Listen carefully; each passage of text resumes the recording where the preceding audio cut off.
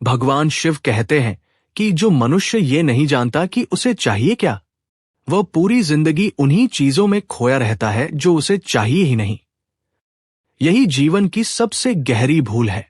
मनुष्य पूरे जीवन भर कुछ ना कुछ पाता तो है, पर जो पाना चाहिए था वह नहीं पाता, क्योंकि उसका मन बिखरा रहता है।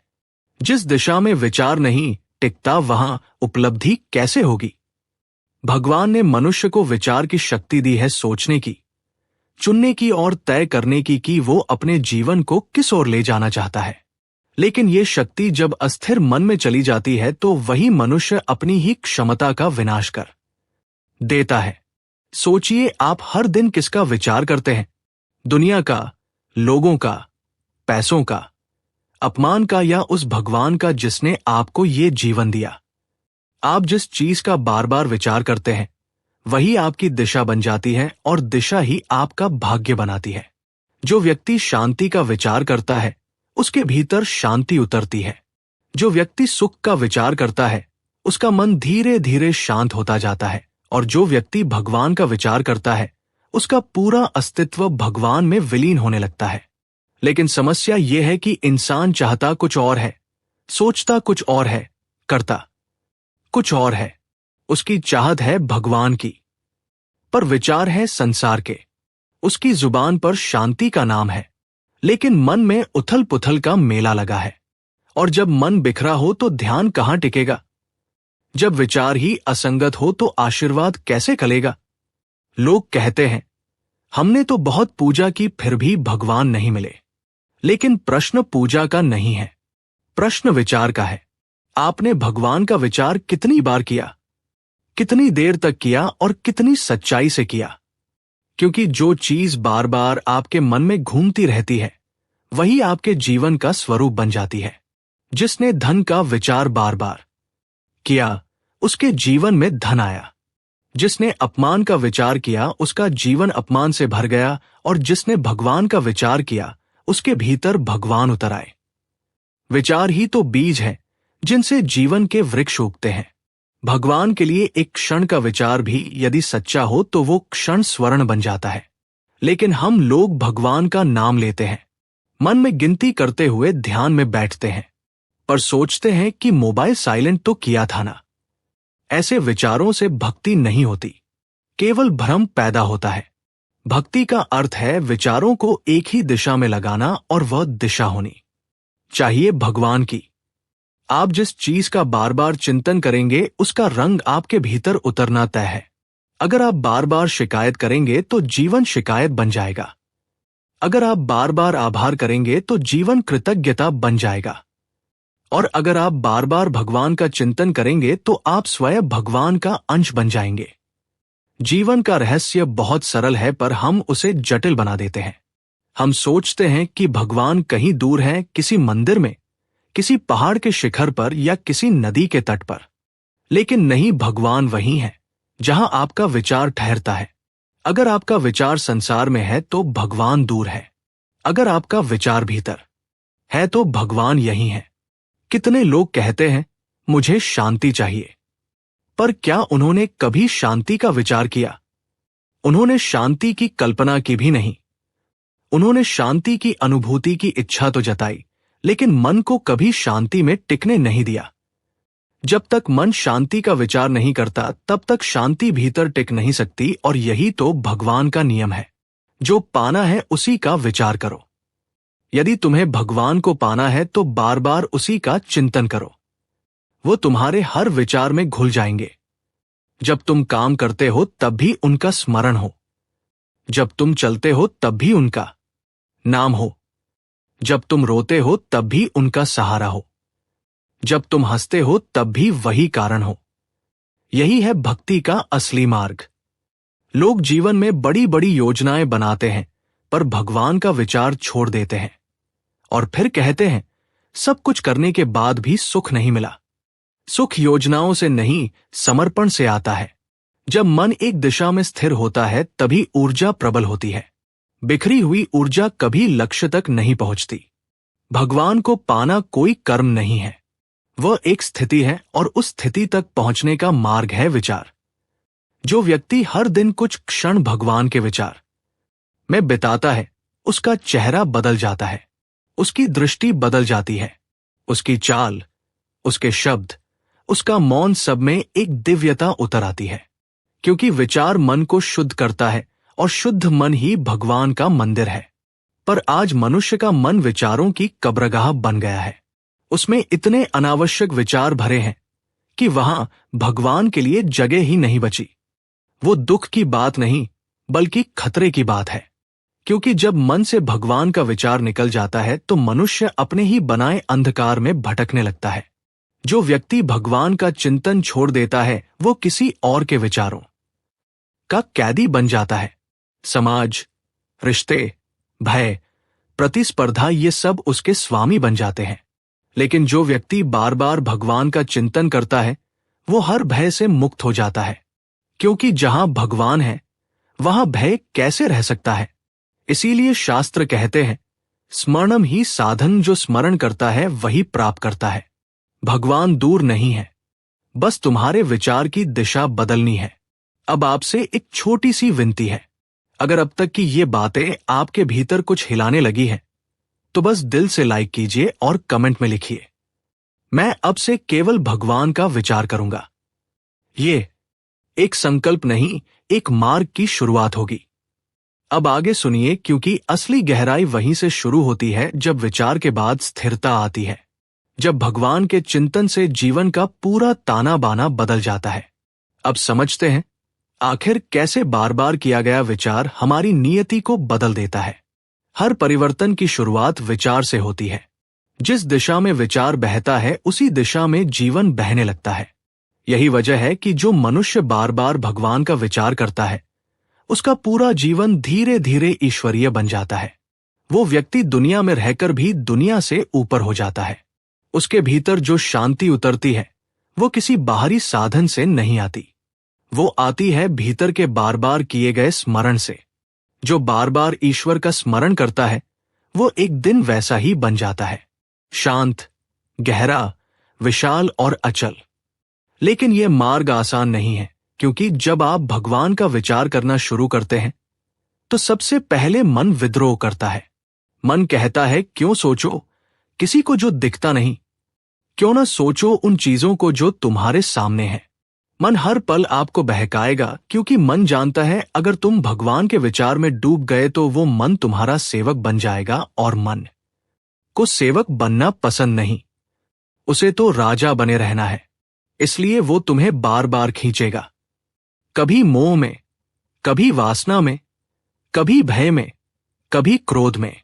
लेकिन भक्त का काम है हर बार उसे वही वापस ले आना जहां से सब शुरू हुआ था, भगवान के विचार में। कभी कभी लोग कहते हैं, भगवान का विचार बार बार करने से क्या मिलेगा? मैं कहता हूं, जो बार बार सांस लेते हैं उन्हें जीवन मिलता है। जैसे बिना सांस के शरीर मर जाता है, वैसे ही बिना भगवान के विचार के आत्मा मर जाती है। जो केवल जीता है वो जीव है, जो सोचता है भगवान का वो चेतन है, और जो जीते जी उसी चेतना में विलीन हो जाता है वही मुक्त है। देखो, जीवन कोई बाहरी युद्ध नहीं है, असली युद्ध भीतर है। बाहर का संसार तो बस प्रतिबिंब है, भीतर जो चल रहा है उसका। अगर भीतर भगवान का विचार है तो बाहर की परिस्थिति कितनी भी कठोर क्यों ना हो, मन शांत रहेगा। लेकिन अगर भीतर संसार का विचार है तो बाहर कितना भी आराम क्यों ना हो, बेचैनी बनी रहेगी। आज का मनुष्य यही भूल कर बैठा है। वह सोचता है कि सुख बाहर है, वस्तुओं में, संबंधों में, प्रशंसा में। लेकिन उसने कभी ये नहीं सोचा कि सुख तो उस विचार में है जो बार बार उसे भीतर खींचता है। भगवान का विचार करना मतलब अपने अस्तित्व की जड़ों में लौट जाना। जहां से सब शुरू हुआ था वही लौटना, क्योंकि जीवन का प्रारंभ भी ईश्वर से हुआ है और अंत भी उसी में होगा। अब प्रश्न उठता है, क्या केवल विचार से ही भगवान मिल जाते हैं? नहीं, केवल विचार से नहीं, परंतु विचार ही पहला द्वार है। जिसने द्वार खोला है वही भीतर जाएगा।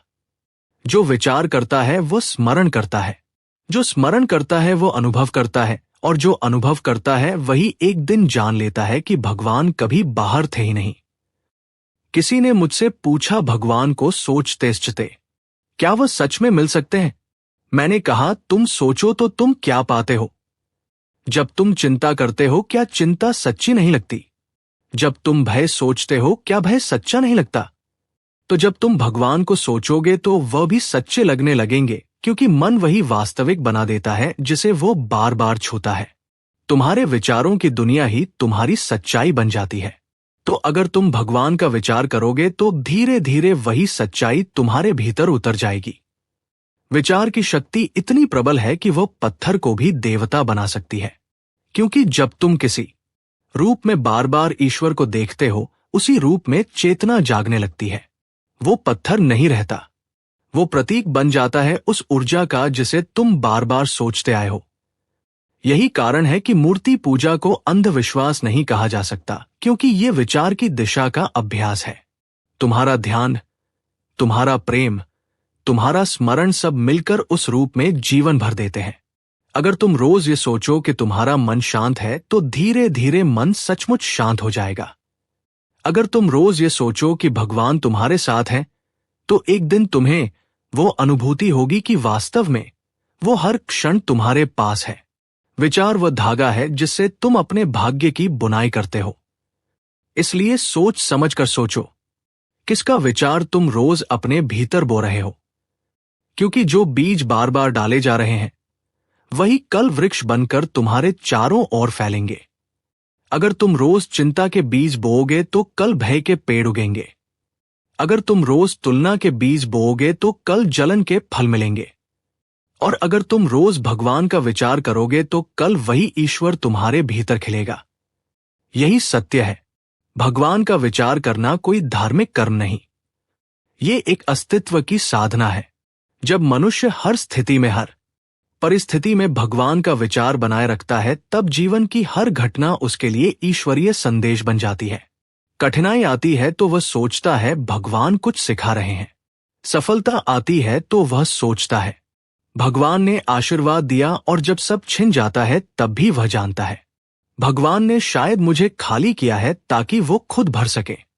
ऐसे मनुष्य को कोई नहीं गिरा सकता, क्योंकि उसका विचार स्थिर है, और स्थिर विचार ही भक्ति का सर्वोच्च रूप है। जो बार बार भगवान का चिंतन करता है वो धीरे धीरे उसी में लीन हो जाता है। उसके भीतर अहंकार गल जाता है। वो किसी से कुछ नहीं चाहता, क्योंकि जो उसे चाहिए था वो मिल चुका है। वो अब पाने वाला नहीं बल्कि देने वाला बन जाता है। उसकी उपस्थिति ही शांति बन जाती है। उसकी आंखों में करुणा, उसके शब्दों में सत्य और उसके मौन में ईश्वर का घर होता है। इसलिए अगर आप भी सच में भगवान को पाना चाहते हैं तो बस एक साधना शुरू करें, बार बार उनका विचार करने की।